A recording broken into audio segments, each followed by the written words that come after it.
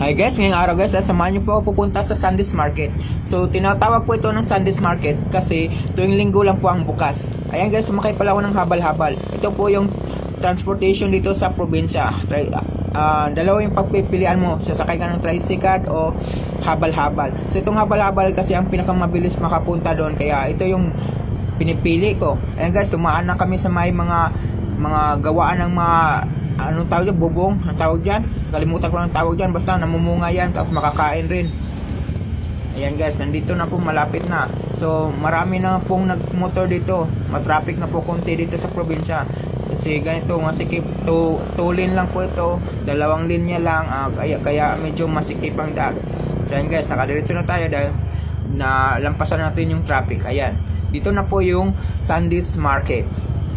So, bibili pala ako ng isda at saka maghanap ako ng mga prutas kung anong makain ko kasi na-miss ko na yung mga pagkain sa probinsya, mga soman, mga bibingka, mga kung ano-ano pang mga masarap na kainin tuwing linggo.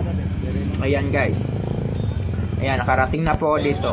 So, ang daming pong naghihintay itong habal-habal. Ayan po. So, tingin-tingin ako kung anong mga magandang mga mabili dito, yung makain ko, yung mabubusog ako. Ayan lang po yung pinupunta ko dito, yung mabubusog ako. Ayan guys. So, lakad-lakad lang po ako dito para maghahanap ng mga makakain. So, ayan. Ito po yung mga binta dito tuwing linggo. Mga galing mga local farmers po kadalasan ang nagbibinta dito.